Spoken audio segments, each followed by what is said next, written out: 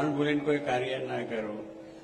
બીજાનું જોવા કરતાં આપણું જોવાનું છે કે આપણે ક્યાં આગળ છીએ, તો આપણને સાચો ખ્યાલ આવે ને. પણ આખો દિવસ બીજાનું જોયા કરીએ, બીજાનું સંશોધન કર્યા કરીએ, એમનું આપણું શું કર્યું? આપણે તો ભગવાનને રાજી કરીને પ્રસન્ન કરવાના છે, હરિભક્તો અમારે બધાએ. તો એમાં આપણે કેટલા વધ્યા છે, એમાં આપણે કેટલું શું કર્યું છે એ જોવાનું છે. પણ સંશોધનકારોને એક આદત જ હોય છે કે બીજાનું સંશોધન કર્યા જ કરે. ત્યારે એને શાંતિ થાય, ત્યારે એને ઊંઘ આવે અને ખાવાનું પચે. એ સિવાય પચે નહીં.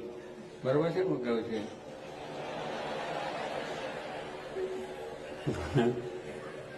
આજે એવું, કારણ કે દુનિયાના ક્રમ છે કે બીજાની ખોડ, બીજાનું કંઈક જાતની ભૂલો છે, બીજાના કંઈક પ્રશ્નો છે, એના વિચારમાં આને આમ થયું, આને આમ થયું. આપણે બધાનું જે થશે ભગવાનને પ્રાર્થના કરો, હવનું ભગવાન સારું કરે, હવની બુદ્ધિ સારી રહે, હવ સુખી રહે અને હવ ભગવાને ભજીને આત્મકલ્યાણ કરે. આપણી એ જ ભાવના છે.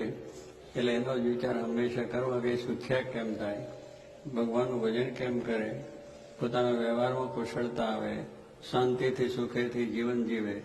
આ બધી વસ્તુ છે એ મહારાજને પ્રાર્થના કરવી એટલે વાંધો આવે નહીં અને સુખ્યા સર્વ પ્રકાર રહેવાય.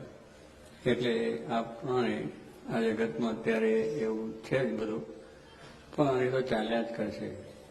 જગત જ્યારથી થયું છે ત્યારથી આ બધી વિટમનાવાળું જગત છે જ, અને એમાં આપણને આ બધા સુખ દુઃખ બધા આયા જ કરે છે.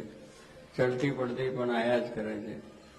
અને પૂર આવે છે ને પૂર પાછું થઈ જાય છે. એટલે એવું તો હોય જ. પણ સ્વામી કહે છે ભગવાન આપણે જે કરવા આવ્યા છીએ એનું પૂર આપણે ઉતરવું જોઈએ નહીં. એ બરોબર ચાલવું જોઈએ. એની અંદર નિયમિત રીતે ભજન થાય, નિયમિત રીતે કથા વાર્તા થાય, નિયમિત રીતે દર્શન થાય, નિયમિત રીતે આપણે બધું જ કામ થઈ જાય. ખોરાક પણ નિયમિત કરવો જોઈએ તો શરીર સારું રહે. પણ જ્યાં ત્યાં ખાયા જ કરીએ, મંદિરમાં એ તો ઠીક છે પણ પ્રસાદ કહેવાય, પણ બહાર તો ગમે તેવું ખાવાનું ગમે તેવું હોય તો શરીર બગડે ને વધારે પડતું ખાઈએ તોય થઈ જાય. પણ આપણે સ્વામી કહે છે જેટલું શરીરને પચે એટલું જ આપણે જમવું. પથ્ય એટલે આપણને કોઈ જાતની મુશ્કેલી ના થાય. માણસ છે જેને ખાવા માટે જન્મ્યો હોય ને એ રીતે જ ચાલે. એમાં યુરોપના દેશમાં જે સવારથી ઘંટી ચાલે તો રાતના 12 વાગ્યા સુધી ચાલે. કંઈક ને કંઈક ખાતા જ હોય, ચાલતા ફરતા બીજું થયું. એટલે એવું પણ હોય છે. કેટલા જણા એમ કે ખાવા માટે જ શરીર મળ્યું છે, પણ ભગવાને આપણને શરીર આપ્યું ખાવા માટે નથી. શરીર ટકે એટલા માટે ખાવાનું. ખાવાનું છે આપણું શરીર ટકે. અને એ ખાવાનું પણ કેવું કે શરીરને પથ્ય. કેટલાક તો રોગ હોય તો ડાયાબિટીસ હોય તો ઝાપટે રાખે, પછી દુઃખી થાય. પછી હવે ડાયાબિટીસ છે એટલે એ પ્રમાણે સમજીને ખાવ તો શરીર અનુકૂળ રહે, ભગવાનનું ભજન થાય બધું. એટલે પણ દુઃખી પડ્યા ટેવાય. એટલે એ માણસને આજે જેટલા વૈભવ વધ્યા, એટલા વ્યસનો વધ્યા, એટલા વિલાસ વધ્યા, એટલું ખાવાનું પીવાનું કપડાં એ પણ ને નવું આમ તેમ પહેરવાનું બધું થઈ જાય. જોડા કેટલી જાતના, વસ્ત્રો કેટલી જાતના. તો એની જરૂર કાંઈ નથી. આપણે જરૂર છે એટલા વસ્ત્રો પણ રાખો. 2 જોડ 12 મહિને જોતા તો 2 જોડ રાખો, 3 વખતે જોતા 3 રાખો. તો કેટલી જોડ નાખે. એક ઓફિસનું જુદું, વળી નાઇટ ડ્રેસ જુદો, વળી હવાનો જુદો, ધંધો જુદો, કોઈને મળવા જવાનો જુદો. આ બધા ડ્રેસને શું કરવા છે એમાં? કારણ કે એમાં ઉપાધિ એટલી ટાઈમ કેટલો, કારણ કે ક્ષણ પણ આપણી ભગવાન વિના જાય એ નકામું છે. કારણ કે જે પ્રમાણે કરવા જઈએ તો ભજન ક્યારે થાય? અમારો એક જ ડ્રેસ છે. આખી દુનિયામાં ફરીએ તો એમાં કંઈ ફેરફાર નહીં. એક જ દેશમાં આખી દુનિયા ફરીને આવીએ છીએ, સારા માણસોને મળીએ છીએ, અને સામાન્યને મળીએ છીએ, ગરીબને મળીએ, અને તબંગરે મળીએ. કોઈને એમ થતું નથી કે તમે આવું કેમ પહેરીને આવ્યા. પરંતુ સામેથી બોલાવીને આપણું સન્માન કરે છે. એટલે ભગવાનનો ડ્રેસ છે, ભગવાનની આજ્ઞામાં રહીને જેટલું કરીએ એટલું શોભા, એટલી આપણી વિશેષતા છે. પણ આ પ્રમાણે આપણે તો જાણે કે આ બધાથી આપણી વિશેષતા છે. બહાર કપડાથી સારા ટાઈપ ટીપ કરીએ તો આપણો પટ પડે, આપણે ત્યાં વિશેષતા થાય. તો કાંઈ નહીં. ગાંધીજીને સ્વરાજ લેવું હતું તો લંડનવાળાએ કહ્યું ભાઈ તમે આવો.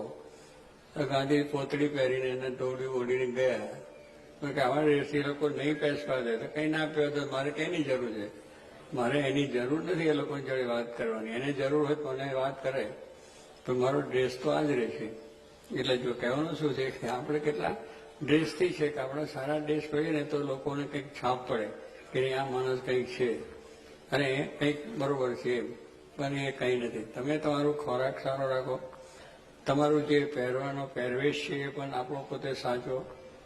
આપણે બીજા પહેરવેશ ના હોય, બીજી ભાષાઓ ના હોય, બીજી ભાષાઓ આપણે બોલવી પડે, દેશ પરદેશ જઈએ છીએ એની કોઈ ના નથી, એનું પ્રાધાન્ય નથી. તમારી પ્રાદેશિક ભાષા છે એ તમારા સંસ્કાર સાથેની છે, એને આપણે સાચવો. અમારા પ્રદેશમાં બહુ કહેવું પડે કે ભાઈ ભાષા તમે સાચવો, તમારો ધર્મ પણ સાચવો, તમારો પહેરવેશ પણ સાચવો, તમારી રહેણી કહેણી પણ તમારી અસલ જ રાખો. ઓલ્ડ એજ કેમ બોલતો ખરો પેલા? અરે હું તારા જેટલો શીખ્યો નથી, પણ આ જરા પરદેશ ફરતા થયો એટલે થોડું શીખ્યો છે એની વાત કરું છું. Old is gold. એને માટે પરદેશવાળા એની બહુ જ રક્ષણ કરે છે. જે એન્ટિક જેને કહેવામાં આવે છે, તો એન્ટિક વસ્તુ એ લોકો સાચો મકાનોની અંદર પણ જે જાતની એની 150 વર્ષ પહેલાનું જે હોય એને જ સાચવી જ રાખે, તોડવા ના દે. એ વસ્તુ એમને જૂની થાય ગમે તે થાય પણ જોવાને માણસો જોવે છે. તો એન્ટિકનો મહિમા આજે છે, એના પૈસા પણ બહુ આવે. કોઈ પાસે એન્ટિક હોય તો રાખી મૂક્યો, પૈસા ઘણા આવે છે. એટલે કહેવાનું ભાઈ એન્ટિકની મહિમા થયો છે. એટલે કહેવાનું છે કે ઓલ્ડ છે એટલે જૂની વસ્તુ છે. તો જૂનામાં જૂની વસ્તુ કોણ છે? ભગવાન.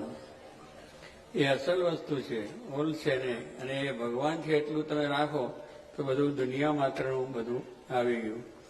પણ આપણે પેલું નવીનતા જોઈએ કે મકાન હોય તોડી નાખે પાછું બીજું કરે. એટલે ભાઈ એને રહેવા દે ને, એટલામાં રહેવાનું શું વાંધો? પણ પૈસા આવ્યા, પૈસા એટલે કંઈ એમાં રહેવાય પછી?